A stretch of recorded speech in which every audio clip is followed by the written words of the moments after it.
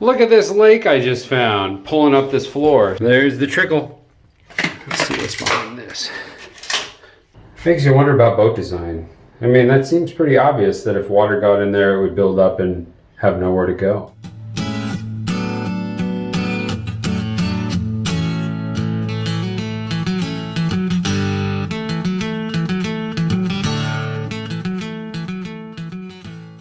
Good morning. It is Saturday, March 21st, I believe, and Kelly and I live here in Portland, Oregon, and the governor of the state just announced that they're strongly encouraging anyone who doesn't have essential duties to stay home and not work. I don't know what that means. I don't know if I have to work on Monday, but I do know this weekend is devoted to boat work. Keep yourself busy. That's what I plan to do. But first, a hearty breakfast. That looks better. Meanwhile, I've been chugging coffee and editing videos like a crazy person. I haven't slept in 4 days. Yep.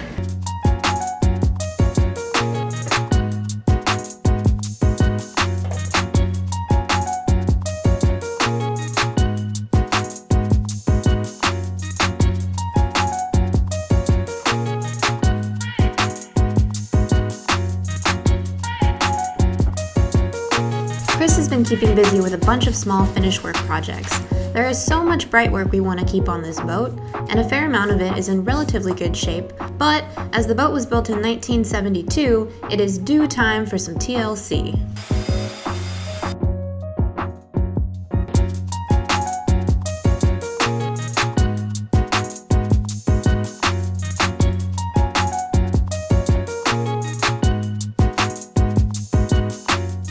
All right, I sanded down all these gorgeous pieces from the hatches and then gave them one more coat of 207, which is that special epoxy hardener from West Systems that goes clear and has better UV stabilization. That's not gonna help these out in the beating sun. So after this dries, we're gonna scuff them up with about 150 grit sandpaper, and then we will coat them with 3 coats of varnish, which should take precisely 3 days.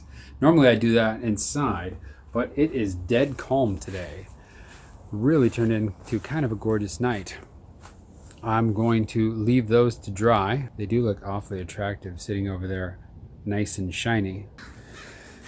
So it's a good place to call it a night. It feels good to get back into boat work. It's been a while. Today is an exciting morning, huh, fellas? Yeah. Where are we going for breakfast this morning, fellas? Wendy's. Wendy's? What? Since when does Wendy's offer breakfast? Since like 2 weeks ago. And now we're gonna give it a shot. Because we're connoisseurs of breakfast, aren't we, fellas? Tablets. Thanks. Frosty iced coffee. This is the vanilla one. It's gonna be a little bit of a wait for your order. There you go. French fried. It is quite delicious. I think I'd still rather have Carl's Jr., but it's close. Thank you, Dad. You're welcome, bud. How's your orange juice? Good. I got a hat. Bye. With the wedding and everything, it has been very tough for me to get out here and do boat work. So I'm completely and utterly behind on a lot of projects. We've done a few and made videos about them, but never quite finished them up. So that's what I'm after today. It's Thursday. I have a fairly clear schedule this afternoon. It is chilly but nice and sunny today. So I'm gonna hopefully finish a few jobs up. But that first task is always the toughest, getting organized. Step 1. This used to be where my old checklist lived. I've since removed all the things completed, and we're gonna update it. Number 1, we still have our hatches. Those are the sliding hatches that go over the pilot house and the V-berth. We've cut the plexiglass for them, and we've tried shaping them, reinstalled all the old screw holes, but the wood, hold on, needs to be finished and reinstalled. This is the original hatch wood, and I have coated it with West Systems 207 epoxy. That is their special clear product. It dripped a little bit, so I'm gonna have to sand that down, but we had to anyway, so no big deal there. So that'll give us a gorgeous look, nice protection, and then we'll reinstall it over on those sliding hatches. And then we can reinstall those hatches. So many parts to the process. First up will be sanding these guys nice and smooth and get them ready for their first coats of varnish.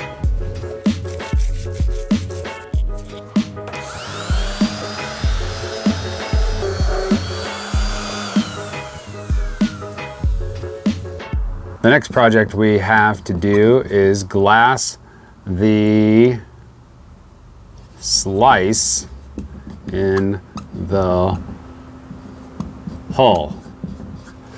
I've already glassed the interior. Now I've got to do the exterior, which will have 4 layers of concentric smaller pieces, and then we will put a barrier coat on the outside, and that should be ready for bottom paint. All right, next up is repairing this beauty. First, I'm going to sand down the thickened epoxy I put through on the other side.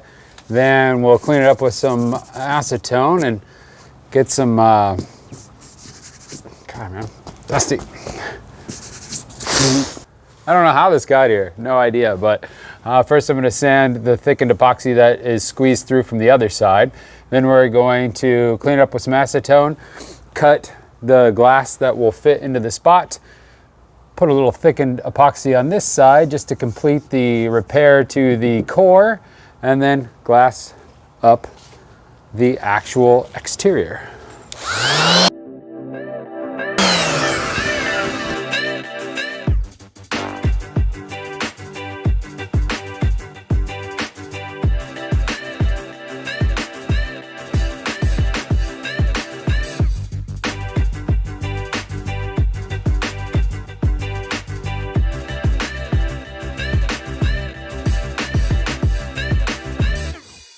Mixing up the epoxy resin.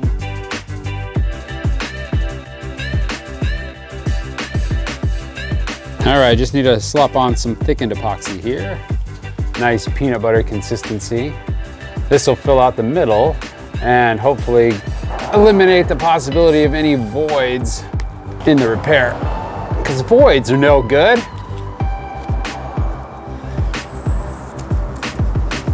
I'm gonna just work this quite a bit at all angles to try to get any gaps filled with goo, which is exactly what we're after with the thickened epoxy. Then we'll add some more and be ready for our first layer of laid up glass. This is replacing the core in some spots and just giving us a good jumping off point for adhesion in others. So this is gonna be great. We'll start with our biggest piece and work our way down to the middle piece. That is my understanding of the best possible way to adhere a patch to this type of thing.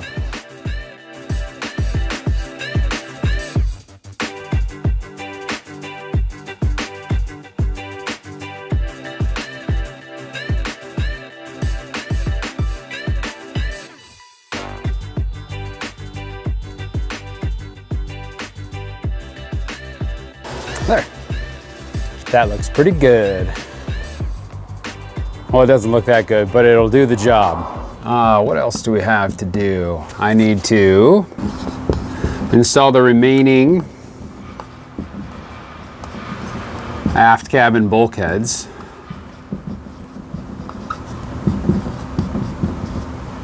And then I need to tab all those in.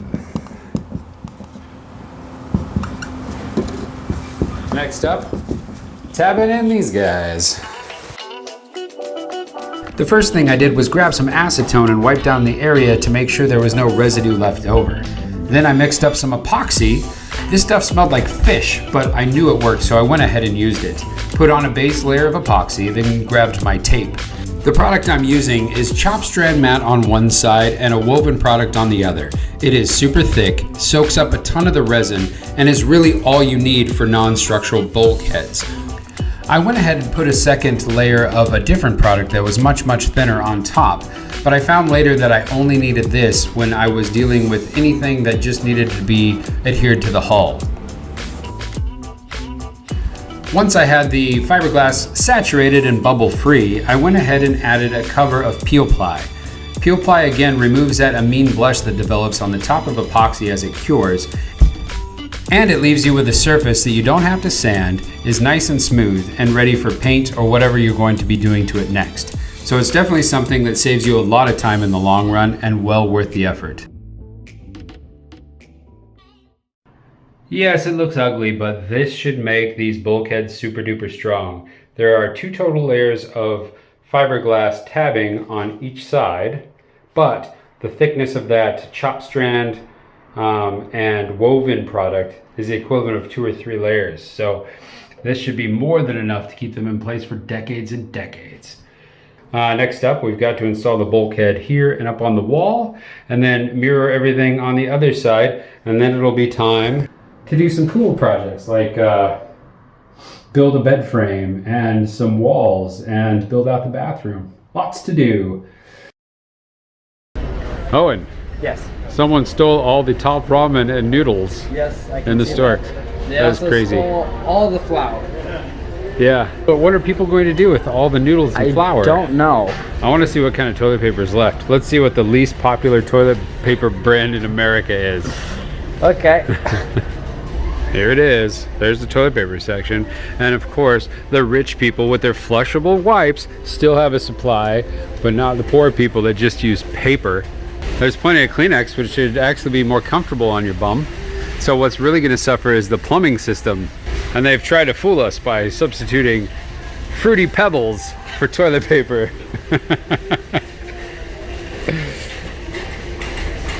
Huh, that's wild. All the tortillas are gone. I wonder what the canned food aisle is gonna look like. The pork and beans still survive. A lot of beans are gone, but not pork and beans. Plenty of bath balls here. No one's running on those. No one's taking all the bath balls. What? The apocalypse bath balls are gone. What are we gonna do, Owen? Well, Owen, have we got the essentials? Yes, we have the Lucky Charms, the Oreos, Milk Duds, Licorice, vegetable oil, and the vegetable oil. ice cream, and some shrimp. Let's go check out. Come on, let's go. Well, Owen, I gotta say that was one of the most enjoyable trips to the grocery store I've ever had. Yes, it was very fun. And enlightening. Yes. Did you get all the flour we needed? No. Did you get all the tortillas? Yeah, no. How about the rice? No.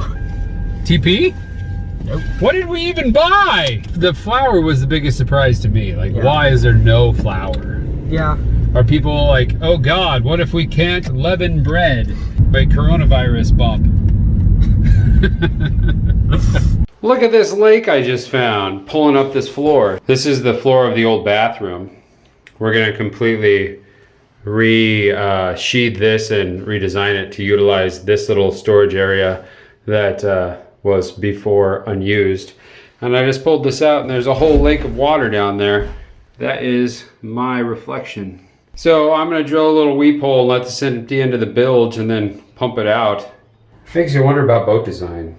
I mean, that seems pretty obvious that if water got in there, it would build up and have nowhere to go. So why not just put a little weep hole through there? There's the trickle. We'll end up making it look just like this side. I think what we'll do is get this all cleaned up and sanded. This still has good structural support. This one felt a little, this side felt a little soft in the middle. Let's see what's behind this.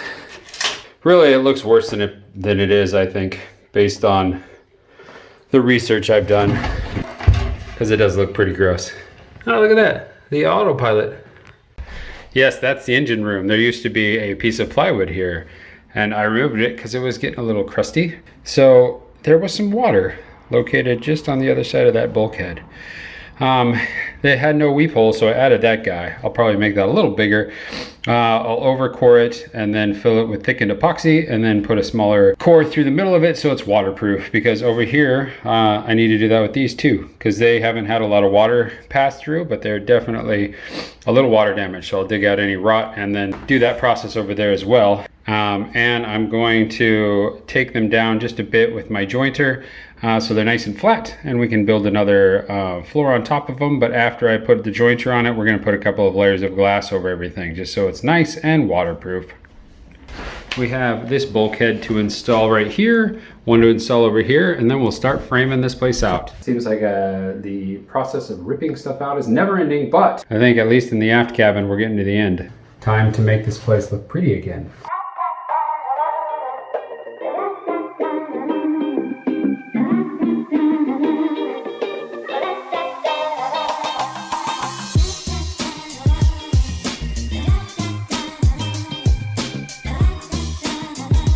Sanded down all those gorgeous peaches.